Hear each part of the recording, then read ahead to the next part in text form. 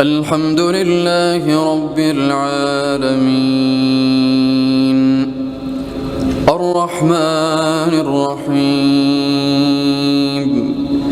مالك يوم الدين إياك نعبد وإياك نستعين اهدنا الصراط المستقيم صراط الذين أنعمت عليهم غير المغضوب عليهم ولا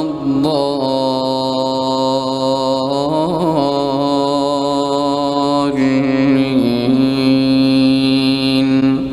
آمين. واتقوا الذي خلقكم والجبلة الأولين قالوا إنما أنت من المسحرين وما أنت إلا بشر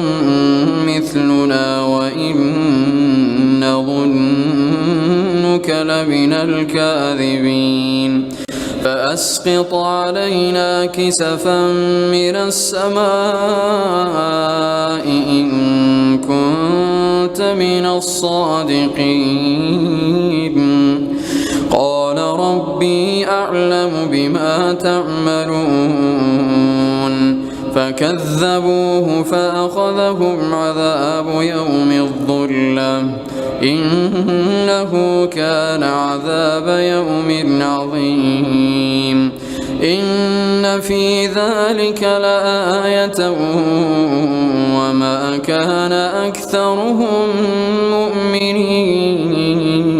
مؤمنين وإن ربك لهو العزيز الرحيم وإنه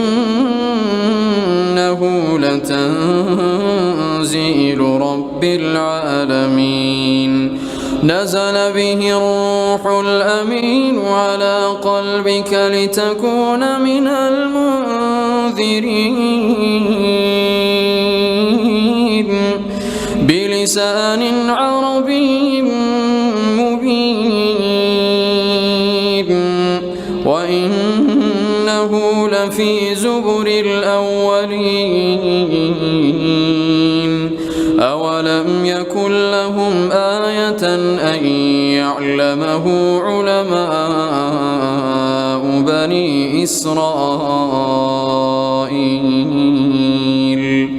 ولو نزلناه على بعض الأعجمين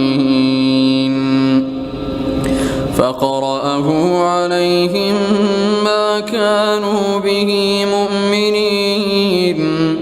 كذلك سلكناه في قلوب المجرمين